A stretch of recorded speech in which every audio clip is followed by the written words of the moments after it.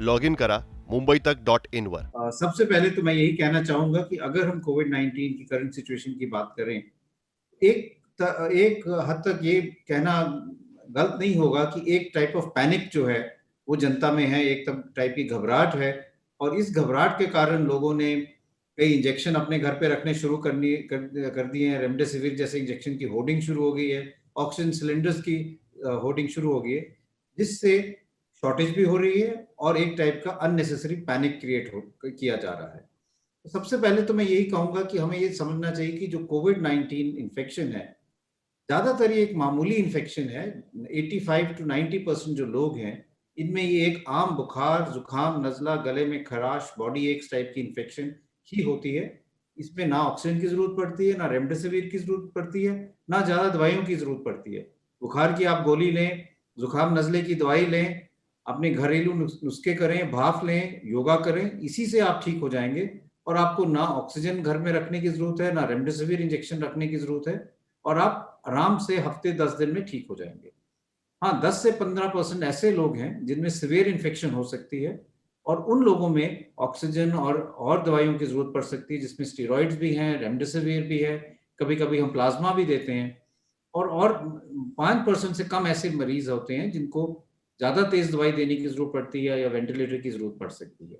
तो ये हम पूरे आंकड़े अगर हम देखें, तो इससे ये बात साबित होती है कि हमें कोई घबराने वाली ज़रूरत नहीं है, पैनिक की ज़रूरत नहीं है और अगर हम सब के सब अगर ये देखें कि हमारी रिपोर्ट पॉज़िटिव आ गई और हम एकदम एडमिट हो जाएँ या एकदम ऑक्सीजन शुरू कर दें, तो ये बहुत गलत धारणा है और इससे अननेसेसरी ऑक्सीजन की शॉर्टेज हो जाएगी। इसलिए सबसे पहले तो मैं यही कहना चाहूँगा कि हम ये समझें कि ये माइल्ड बीमारी है, सिर्फ़ 10 से 15% में सीवियर हो सकती है।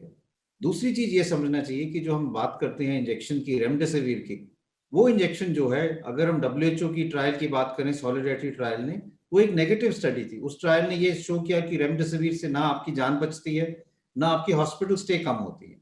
यूएस की एक स्टडी ने ये शो किया था कि अगर रेमडेसिविर हम मॉडरेट टू सीवियर पेशेंट में, मॉडरेट टू सीवियर, माइल्ड में किसी ने नहीं दिया है, मॉडरेट टू सीवियर में दें, तो हॉस्पिटल स्टे कुछ हद तक कम हो जाता है। इसलिए जो स्टेबल पेशेंट्स हैं, जो घर पे हैं, जिनकी ऑक्सीजन सैचुरेशन ठीक है, 94 से अबव है, इन लोगों को रेमडेसिविर की कोई ज़रूरत नहीं है और रेमडेसिविर अगर आप लेंगे तो उससे नुकसान ज़्यादा हो सकता है, फ़ायदा कम होगा।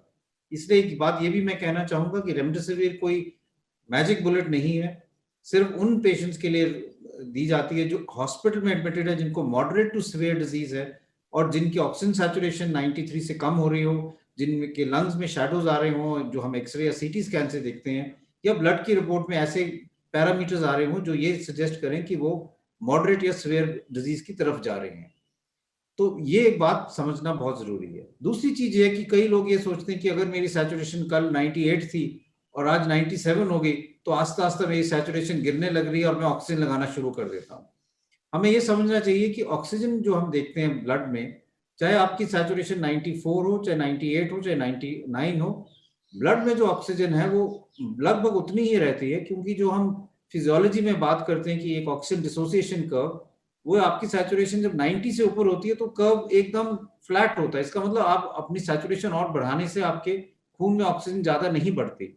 इसलिए अगर आपकी सैचुरेशन 95, 94, 97 है, ऑक्सीजन की कोई ज़रूरत नहीं है। अगर आपको लगे कि साँस की तकलीफ है, चेस्ट में कंस्ट्रिक्शन हो रही है, तो डीप ब्रीथिंग एक्सरसाइज करें, पेट के बल लेट सकते हैं, उससे भी आपकी सैचुरेशन बढ़ जाएगी। लेकिन ये पैनिक करने की कोई ज़रूरत नहीं है और एकदम ऑक्सीजन लगाने की ज़रूरत नहीं है। इससे आप ऑक्सीजन की जो सप्लाई है उसको कम करेंगे और जब आपको ऑक्सीजन की ज़रूरत नहीं है और ऑक्सीजन आप लगाएँगे, तो किसी व्यक्ति जिसको ऑक्सीजन की ज़रूरत है, उसको आप ऑक्सीजन डिनाई कर रहे हो और उसके लिए वो लाइफ सेविंग हो सकती है। तो इसलिए मैं ये भी कहना चाहूँगा कि ऑक्सीजन का मिसयूज़ ना करें, रेमडेसिविर का मिसयूज़ ना करें, पैनिक ना करें। मेजॉरिटी ऑफ पेशेंट्स जो हैं, वो घर पे अपने आप को आइसोलेट करके ठीक हो सकते हैं, हॉस्पिटल आने की ज़रूरत नहीं है। अगर हम होम आइसोलेशन ठीक से करेंगे, अपने डॉक्टर से संपर्क करके अपने आप को मॉनिटर करेंगे, वार्निंग साइन्स की तरफ ध्यान देंगे, तो हॉस्पिटल्स की भीड़ भी कम होगी। जिन लोगों को बेड की ज़रूरत है, उनको बेड मिलेगा और उनकी पूरी तरह से इलाज हो पाएगा। तो यही मैं कहना चाहूँगा कि पैनिक ना करें, ड्रग्स की तरफ ना जाएँ, डॉक्टर्स पे विश्वास करें और स्टेरॉइड्स, रेमडेसिविर और ऑक्सीजन की माइल्ड केसेज़ में कोई ज़रूरत नहीं है, उससे ज़्यादा नुकसान होता है, इसलिए उसको अवॉइड करें। लॉगिन करा मुंबईतक.in वर।